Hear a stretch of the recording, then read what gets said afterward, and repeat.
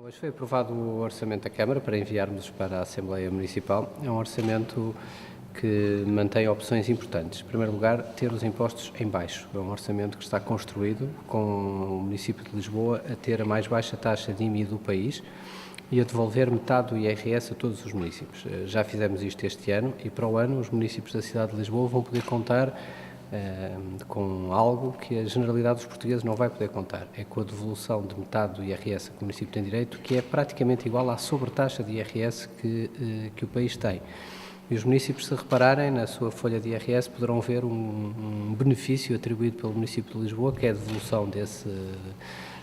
IRS, 2,5%, que é um auxílio importante no momento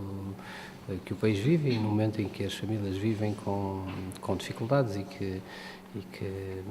são conhecidas e que o país está na situação que é conhecida. Em segundo lugar, é um orçamento que cria condições para o investimento em áreas que são áreas importantes. Falamos hoje e debatemos uma proposta sobre o plano de drenagem do município, que uma vez terminado, concluídas sem êxito as negociações com a EPAL, o município decidiu avançar com a execução própria do plano de drenagem. Foi aprovada também a constituição da equipa de trabalho? Foi aprovada a constituição da equipa de missão, que fará numa primeira fase o levantamento dos investimentos que são necessários, a reavaliação do plano existente, dos investimentos necessários, a sua articulação com os investimentos no espaço público e que preparará também a candidatura dos investimentos aos fundos comunitários. É muito importante ter a noção de que este é um plano de grande importância para a cidade, do ponto de vista da situação do sistema de drenagem da cidade. É importante que tenhamos consciência que nunca resolverá todos os problemas, não impedirá que aconteçam situações limite, como aquelas que vivemos, mas pode atenuar alguns dos seus efeitos e alguns dos seus impactos, ao criar bacias de retenção em algumas zonas da cidade, ao aumentar os canais... Só porque algumas já estavam definidas e depois ficámos sem perceber. É esse trabalho que agora vai ser reavaliado e ver quais é que se justificam, em que locais, alguns que estão já tipificados, na Praça de Espanha, Alcântara, vários já estão identificados. Agora o trabalho da equipa técnica é reavaliar em função das necessidades,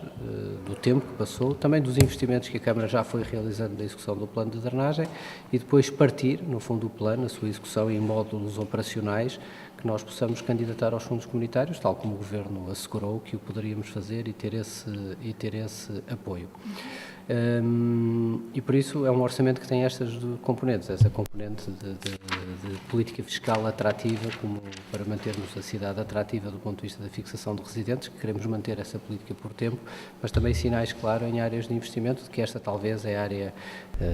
talvez mais simbolicamente com mais relevo do ponto de vista estratégico para o futuro da cidade, mas também ao nível da pavimentação, ao nível do investimento nos serviços da higiene urbana, ao nível da própria requalificação do espaço público, do programa das praças em cada bairro, da habitação municipal, tudo isso consta do orçamento, que é um orçamento que creio que tem boas bases para uma boa execução no próximo ano. Vai avançar de acordo com a proposta que a Câmara tinha feito, e a proposta da Câmara é uma proposta que cumpre o plano de pavimentação que a Câmara tinha aprovado há poucos meses atrás, representa um aumento muito significativo das verbas face a este ano, e por isso não se justificaria uma alteração do plano tão pouco tempo depois de ele ter sido aprovado, e por isso vamos dar a execução e veremos, se houver necessidade de reforço de verbas, poderá ser feito ao longo do ano nas alterações orçamentais, mas esta é a dimensão importante de investimento também que foi aprovada. Bom, em 2015 está previsto um investimento já com bastante significado, assumindo naturalmente a participação da Câmara no acesso aos fundos comunitários, como o Governo assegurou que estariam. É evidente que a Câmara tem recursos próprios adicionais, em última instância necessitar, mas temos que assumir que para a execução plena de um plano com a extensão daquele que está apontado, pelo menos um valor superior na casa dos 170 milhões de euros num prazo de 10 a 12 anos, não o poderá fazer só com recursos a meios próprios, e por isso o que nós contamos desde o início é poder contar com as verbas dos programas operacionais, nomeadamente o Programa Operacional de Sustentabilidade e de Eficiência dos Recursos. Contamos que ele esteja aberto, que nos possamos candidatar, e por isso a verba corresponde a uma verba da nossa capacidade de execução. Os primeiros meses vão ser importantes para, face ao plano existente, que é um plano que já foi elaborado há mais de 10 anos, possa ser reavaliado em função de várias dimensões. Primeiro, avaliado do ponto de vista técnico, se justificam, que investimentos se justificam em concreto, em que sítios, de que forma. Reavaliado também à luz daquilo que a EPAL já estudou sobre o plano, porque a EPAL já avaliou o plano quando foi das possibilidades e das negociações da compra da rede.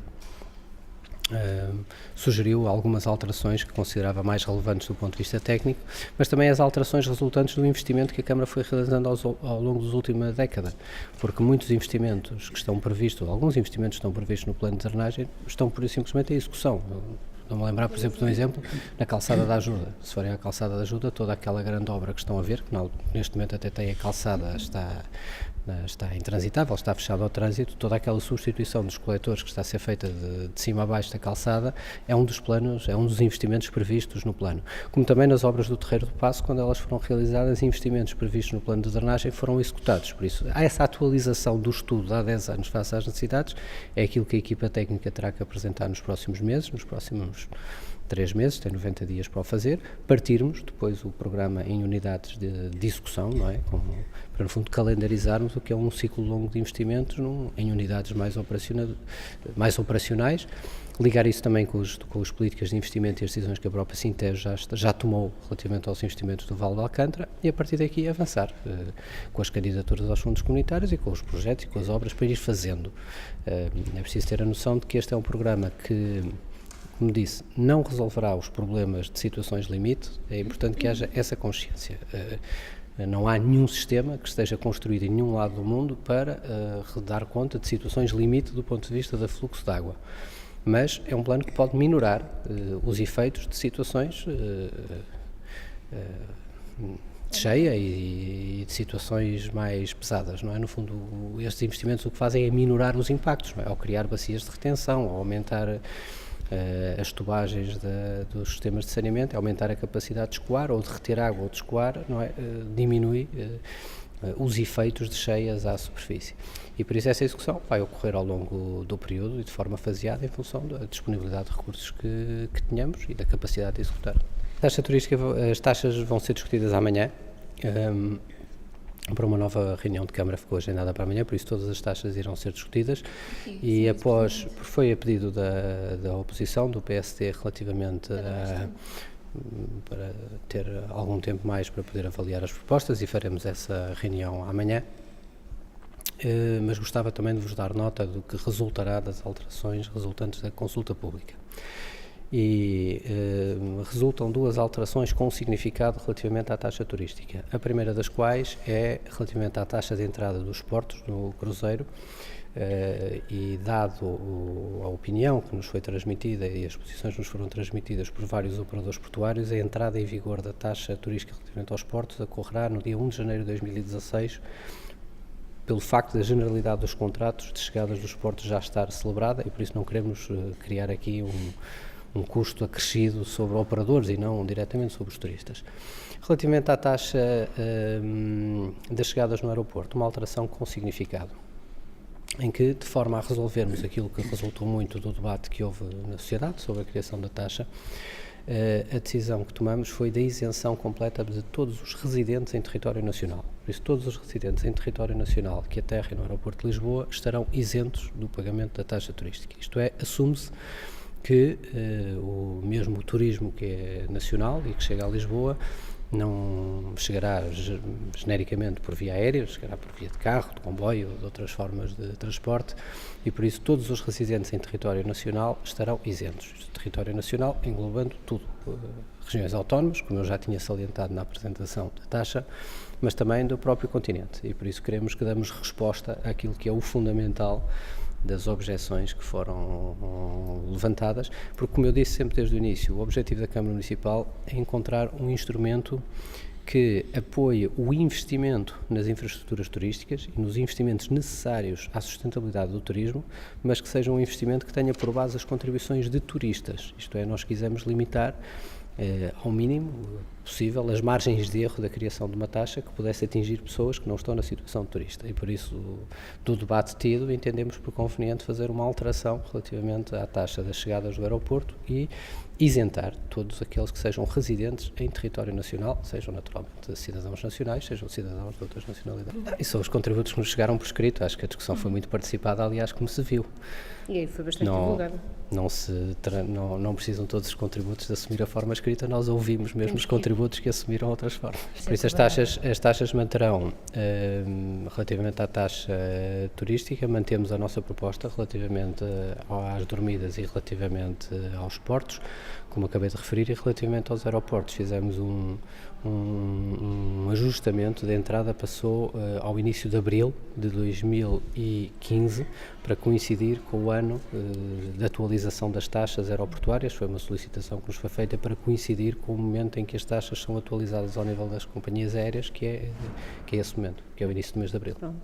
Para já o que está definido, isso vai ser regulado através de protocolo com a ANA, mas o que existe de princípio do diálogo com a ANA é que o pagamento é feito diretamente no bilhete do avião, como todas as taxas aeroportuárias,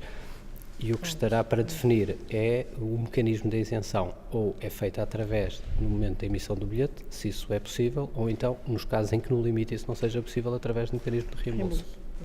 Mas essa parte estará detalhada para a regulamentação com a ANA.